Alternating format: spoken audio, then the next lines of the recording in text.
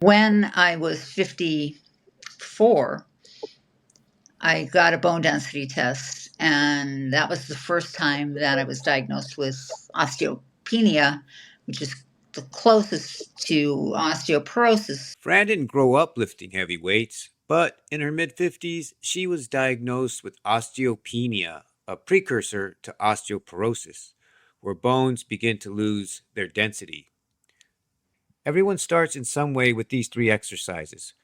We start with the most functional movement for your 60s, 70s, and beyond, the deadlift, lifting something from the ground.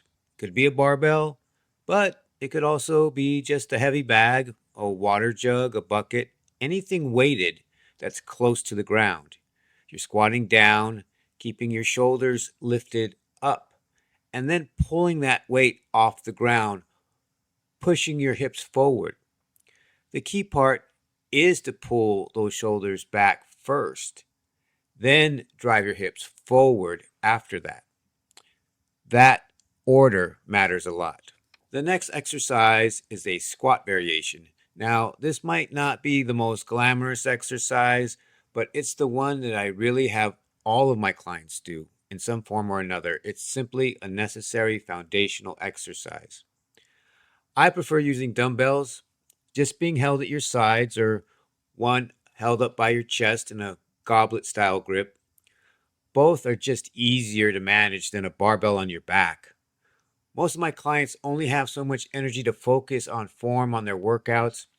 This is just the safest, the quickest, and most effective way to make sure they're getting the proper form.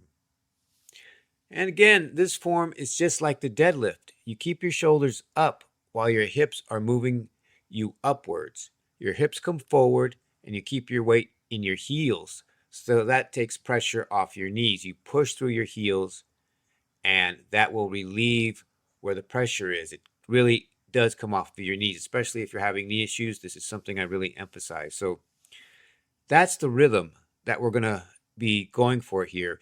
If you don't have dumbbells, again, you can use a backpack. You can put something heavy in a backpack, a weighted backpack.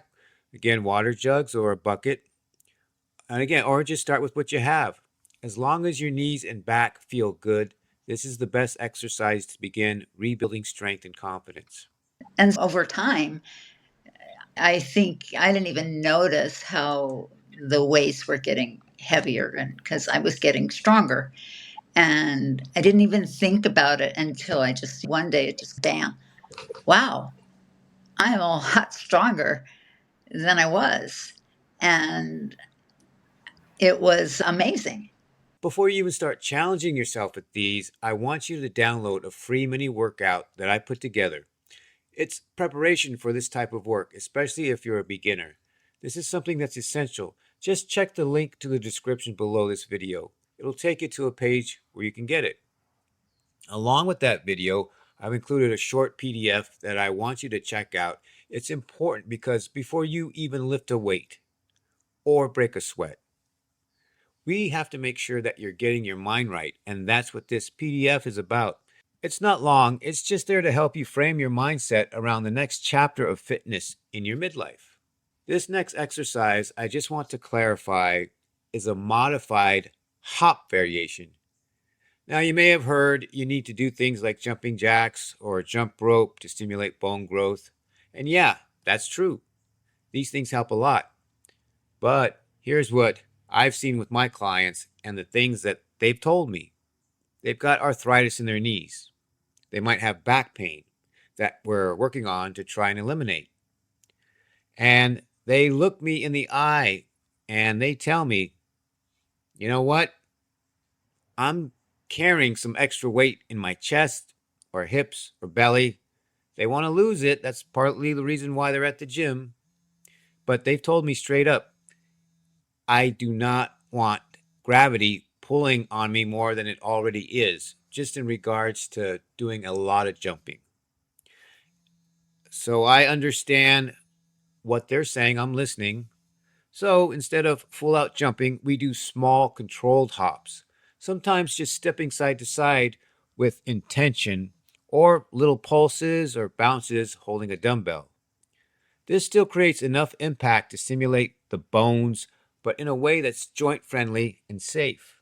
Add it to the deadlifts, add it to the squats, and everything else we do, you're going to get enough stimulus to make sure that your bone density is going to hopefully be maintained and maybe with osteoporosis or osteopenia actually reversed. I didn't have that good a result, at 64 from when I was 50. It brought me back to my baseline when I was 50 in my in my bone density test, my axial test. I hadn't been that low a score since I was 50. So essentially, it just erased 14 years of getting worse in my bone densities. This is what strength training looks like in real life. Being able to move with freedom and confidence, even if you've never touched a weight until your 50s. Fran started doing it, and so can you. These three moves helped Fran reverse her osteopenia and regain confidence, and they can do the same for you. No matter where you're starting from, it's never too late. You just haven't been shown the right starting point yet. Remember, you're on a path. The path was wide when we were younger. It could veer left and right, zigzag, go off the path, get right back on. But now we're on a much more narrow path. That's why I'm here to coach you through all of that. I'm here to make sure you keep on that path. If you veer off it, I will show you how to get back on. If you have injuries or health issues or you stumble and fall, which we are all going to do eventually sometime, I'm going to get you back onto that path just to make sure there's nothing that's ever going to derail you from your optimal strength, your optimal stamina, your optimal life that you're choosing to have in midlife and beyond. So go ahead and download your free workout and PDF guide using the link below. And then take a look at this video, how I show Mary Jo the 3 best exercises to get you ready as you go into midlife, as you get ready for retirement.